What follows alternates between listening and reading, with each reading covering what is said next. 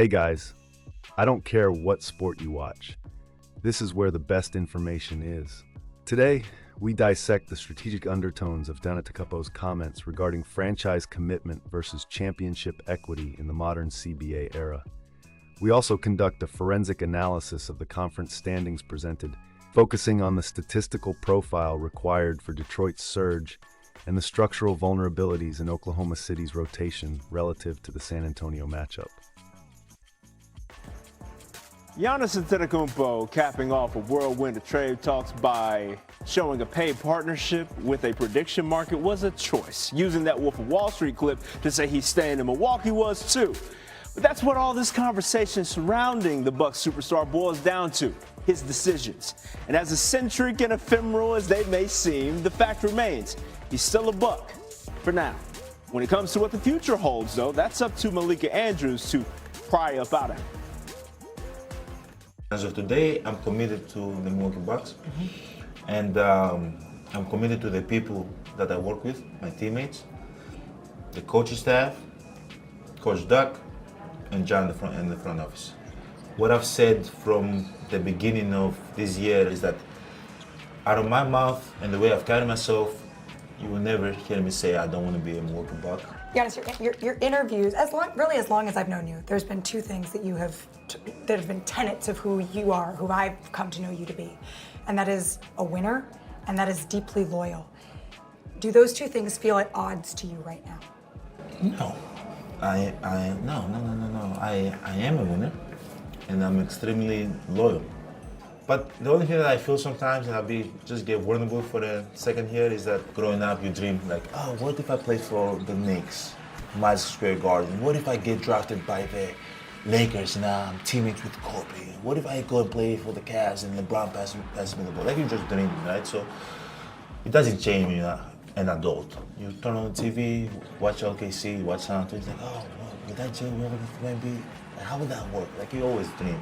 If there will ever be a scenario of me not being a Milwaukee Buck no more, I don't want anybody to ever think like, hey man, I quit on my team, because this is my team and I love it. We got a lot of interviews over the years. Yes. One of them was in 2021. It was right after you won a championship. You said to me, we might never win another one. It's fine. I'd rather do it this way, win one this way, than go anywhere else and win two or three. How do you reflect on that now? When you've had a bite of a really good steak, and all of a sudden you go somewhere else, so time goes by and you're just having the big steaks in front of you and it's just like not good, and you know how that steak feels, you want that steak again. But that's where you gotta come to the realization that what if that feeling is, I won't feel it again and stay in Milwaukee, and are you okay with that? And the answer is no, I'm not.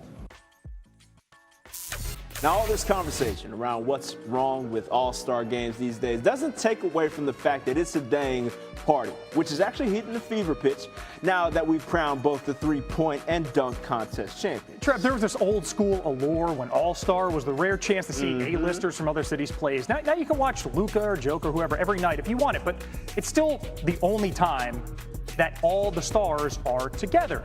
It's still appointment viewing and listening. Roses are red, violets are blue. I cannot make rhymes. I'm a basketball player. Let's go. The NBA Research and Development Department ranked you the 7th hottest NBA player of all time. Do you agree with that data, or you think it's skewed? What? When you say hot, what you mean? You talking about what, basketball? Handsome, attractive. Oh, man. My old lady ain't gonna like that. I mean, I ain't gonna lie, my mom and dad did a pretty good job, but they ain't wrong though. They probably got me a little low on the list, honestly. If you could win MVP every year or have all of your horses win their race. All three horses winning race, brother. I knew that. Thank you. If you could give up one thing for the rest of your life, Twitter or video games? I'm gonna go Twitter, because they don't deserve to hear this God level like talk I'm giving to them. They take it for granted, cuz. When they were born, was this a vision you had? I'm not LeBron James. I'm not gonna tell my kids what they have to do. I just want my kids to play. play and enjoy the game. See, you gonna get your sons jammed up. Yeah, they do it. You ain't gotta play no more, Ron. They still have to. What I liked about all that sound, it was a lot of breaks, and then Ant Edwards, a little bit of gas at the end. Turn that up. A little bit of gas. Love hey, it. we're gonna hit the gas coming up on the other side with what's next. NBA All-Star three-point contest. Damian Lillard, it's Dame time once again. Hasn't competed in a Trailblazers jersey since 2023. Here's what he had to say before the contest. I'm a shooter. I got to come out and let it fly and just know that's what it is and just win another one. You did the signal. Dame time is upon us? It's upon us. Spoiler alert, Dame time was in fact upon us, Tyler. Dame time always on time, Arda. He needed 24 points to avoid elimination. His torn Achilles looking pretty good here. He makes all 5 shots from the wing. I love the pyro. Yeah, the pyro was the best part of the All-Star festivities. He knocks down 4 of his last 5 shots on the final rack. He finishes the first round with 27 points, so he would advance to the final round where he would face Devin Booker. So in that final round, Lillard is up first. There they are talking about strategies and whatever else. There's, Release, again, rotation, splash. Exactly. He proceeds to make the next 5 threes from the top of the key after hitting a logo 3 worth 3 points. So he's on a roll here. He's on fire like NBA Jam. And the pyrotechnics, of course. On the final rack, Lillard would make 3 out of his 5 shots, so he would finish the final round with 29 points. Wow. Dame time all the time. Keegan, Michael Key, Chris Tucker, loving what they see. So it's Booker's turn. He needs to beat 29 points. He makes 5 in a row from the wing, and he needs to make 3 on the final rack to tie Lillard. Watch this. So he makes the first one. He gets the second one to drop. He just needs 1 more. Out. Uh-oh, wait a second. The pressure's on. Oh, no. Goodness. Oh. You can't book it because it is Dame time. Everyone's surprised, and Damian Lillard wins the NBA three-point contest for a 3rd time. Here he is with Malika Andrews. Did this one, after everything you've been through, how did it mean a little bit more? I think that's why it did mean a little bit more. Obviously, you got the history part of it, being the 3rd guy to win 3 times. Everything that's happened over the last year to get this opportunity and to be able to come out and take advantage of it and get another one, you know, it was a special experience. And another one, and another one. I don't need to tell you, All-Star Weekend needs special moments. Larry Legend, Craig Hodges combined to win 6 of the first 7 three-point contests. So in the 33 shootouts since, Dame is the only player to win it 3 times. He's the only one to win a three-point contest without playing a game prior to the All-Star break as well. 3 snipers right there. Larry Hodges and Otto Dame time. The NBA Slam Dunk Contest also taking place last night. 4 competitors. First up, Jace Richardson, 25th overall pick, I should say, this year out of Michigan State. Son of former 2-time dunk champion Jason Richardson, and pays homage to Pops. Oh, nice. With that flush right there. Like father, like son. Carter Bryant, 14th overall pick out of Arizona. Got a 39.5-inch vertical measured at the combine, showing off that vert with a little Vinsanity right there. He would move on to the finals with the 360 windmill. Who would he see? 2 competitors left, Kashad Johnson, Jackson Hayes. I'm going to tell you right now, we're not going to show Jackson Hayes because he didn't really do much. No, he didn't. His dunks, not great. Kashad Johnson from the Bay brings out E40. Now, I must admit, I'm married to someone from the Bay, and I wish I had a great reference here with E40, but I got nothing. I got no E40 reference, except I like the hat. Gate, something. All right, so it's Johnson versus Bryant in the final. Bryant, first up, throws it up, goes between the legs, and there's those pyrotechnics that we like. You could have gone WD-40. I'm just trying to think of references. Getting greased up. I'm trying to think of references for you. E40's got to have a lyric. He's got some kind of, unique sounds that he makes when he raps. I just wish sorry, E40, honey. 49ers, I don't know.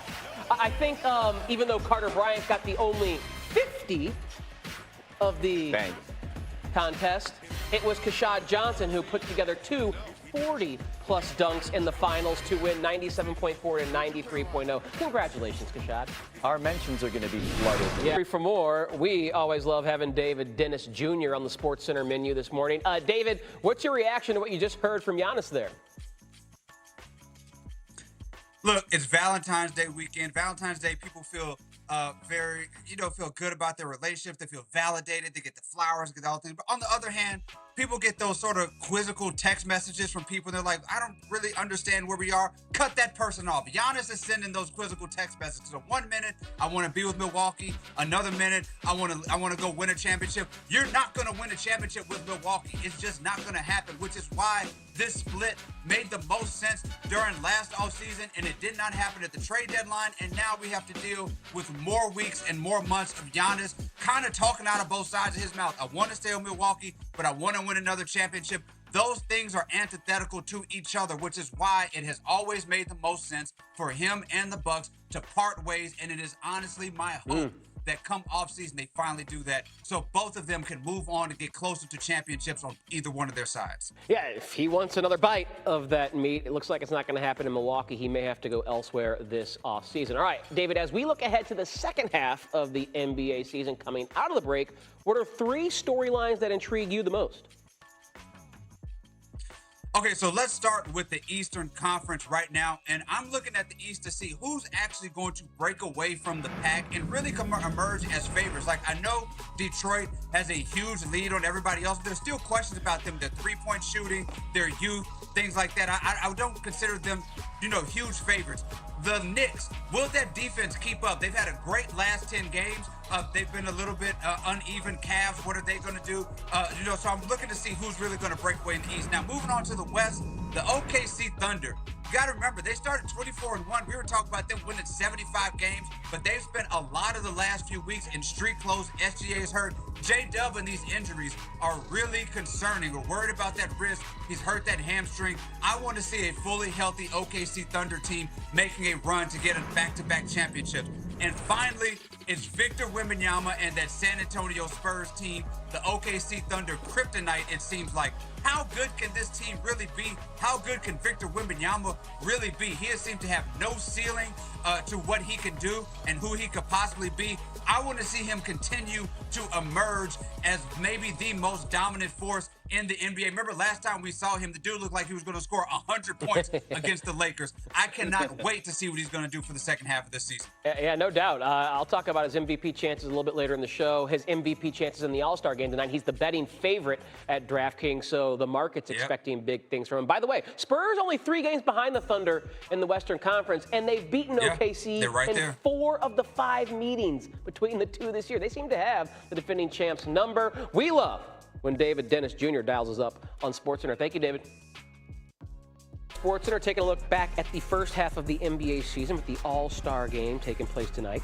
Pistons and Thunder sitting atop their respective conferences, with Detroit edging out OKC for the best record in the NBA by virtue of fewest losses. It's the first time since the 05-06 season that the Pistons have the best record entering the break. Tyler, how about this one? Luka Doncic. He leads the NBA in scoring thus far, making a real case for the MVP of the league this season. He currently sits with the 4th best odds to win the award. One of the guys in front of them in the odds market for MVP is Nikola Jokic, doing what he does best, triple doubles.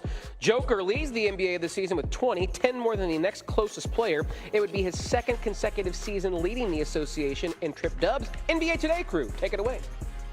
Hey, welcome inside our Los Angeles studio. Kendrick Perkins, Danny Green, the Hall of Famer, Mr. Spears. I'm Malika Andrews. Here's what we know. We got a real sample size now. Everyone, 10 games, that's not enough. 20. After the All-Star break, there's some patterns that we are starting to see, Kendrick Perkins. What's one thing that's going to carry over from what we've seen so far to the second half of the season? That one major conference, the Western Conference, I want to see, because it's a lot of unknowns. I believe it's wide open, right? The Denver Nuggets, they're not healthy. Jokic don't look 100%. Obviously, we're looking at OKC. They're not healthy. The Spurs, only 3 games back from being the #1 spot. Can Anthony Edwards and the Minnesota Timberwolves really get back in the thick of things and be legit title contenders? I hope so. Will he capitalize on the moment? What's going to happen with Lakers and Luka? Like, are they going to be ready? So I'm looking at this Western Conference. It's wide open, but I'm looking for the Spurs to go capture that #1 spot. Okay. I'm worried about your champs, your Oklahoma City Thunder, Perk. How worried? Very. I mean, there's a reason why teams haven't, it's been since 2019, since there's been a repeat champion. There's always injury issues, fatigue. There probably is not a team that needs an all-star break more than the Thunder. SGA's hurt. Jalen's been hurt. There's other injuries to the team. They're adding players because of the injuries. Maybe it might be catching up to them, and maybe we'll have a new champion. I did think it was interesting that Tim McMahon said on NBA Today recently that the Oklahoma City Thunder, J-Dub rushing back was maybe a little bit of evidence that they're feeling the tight Western Conference standings here, DJ. Yeah, for sure. But for me, I'm looking East. Okay. I think it's kind of open. It's wide open. He won championships in both conferences. Yeah, so the West is going to be good. But I think I'm looking at the dark horse teams like the Philadelphia 76ers and the Cleveland Cavaliers. I think they can make a push this second half or the last fourth of the season and make some noise. Joel Embiid's been on a tear. Tyrese Maxey, they're a team that nobody wants to match up with in the first round, and I think they could probably upset some teams in the first round. Who don't want to match up with? The 76ers? Yeah, they could get Boston. They could get Detroit. Like, they have a good, even the Knicks, they don't want to see them in the first round. No, they got to get to the first round. For sure. Meaning that they got to be healthy. That's the biggest thing, right? So, again, but I'm looking forward to it. Everything I'm hearing from Joel Embiid is that this is something after the All-Star break, we're going to see him back in the form that we did going in, which was incredibly top form, and that's going to make for an awesome second half. But really, it's the last quarter of the NBA season here. Well, maybe eventually the 76ers can find themselves on this graphic, but as of now, the Thunder and Nuggets both have the best odds to win the NBA championship, with OKC slightly edging out Denver at +130. They are followed by two Eastern Conference teams, the Cavs and the Knicks, at +1,200 and +1,300, respectively. The dichotomy presented by Giannis Antetokounmpo regarding loyalty and competitive viability highlights the central tension in modern NBA roster construction. From a front office perspective, the loyalty narrative is often a depreciating asset if not paired with aggressive roster churn. The Milwaukee Bucks are currently navigating the complexities of the second apron under the new collective bargaining agreement, CBA. This financial mechanism severely restricts trade flexibility and buyout market access for teams over the tax threshold. Giannis's comments about tasting the steak suggest a shift from unconditional organizational alignment to a performance-based ultimatum. Tactically, this forces the general manager to prioritize short-term variance, high-risk, high-reward veteran acquisitions over long-term asset accumulation. The window is no longer defined by the contract length, but by the superstar's patience threshold. Moving to the conference landscape presented, the ascent of the Detroit Pistons to the top of the Eastern Conference seedings implies a massive leap in defensive rating, DRTG, and effective field goal percentage, EFG%. For a young core to dominate the standings in this manner, they must be exploiting the league-wide trend towards offensive pace by controlling the defensive glass and limiting transition points, essentially forcing opponents into inefficient half-court sets. In contrast, the Oklahoma City Thunder's reported regression due to injuries exposes the fragility of five-out spacing systems that rely heavily on a primary ball handler's rim pressure. Without Shai Gilgeous-Alexander operating at peak efficiency to collapse the defense, the drive and kick hierarchy fails, leaving perimeter shooters contesting closeouts rather than firing open looks. The mention of the San Antonio Spurs as kryptonite to OKC is statistically significant and tactically sound. Victor Wembanyama's wingspan and recovery speed disrupt the passing lanes essential for OKC's read and react offense. In a potential 7-game series, a defensive anchor who can drop coverage while simultaneously recovering to corner shooters, a roamer archetype, neutralizes the spread pick-and-roll offense that defines the Thunder's system. This specific matchup highlights the value of length over pure speed in defending modern spacing. Furthermore, the biomechanics displayed by Damian Lillard in the three-point contest translate directly to late-game offensive rating. The ability to maintain a consistent release point without lift degradation is what separates elite perimeter threats from streak shooters. In playoff scenarios, defenses switch heavily, forcing isolation play. Lillard's range extends the defensive shell beyond the break, creating artificial spacing for cutters and isolating rim protectors away from the basket. This gravity is a quantifiable metric that alters defensive rotations even when the ball is not in his hands. As we approach the final stretch of the season, the tactical battle will shift from load management to rotation tightening. Teams must prove that their regular season statistical profiles can withstand the slowed-down execution required in the postseason. The data suggests that while youth can drive regular season wins through energy and pace, veteran experience in manipulating mismatches remains the premium currency for deep playoff runs.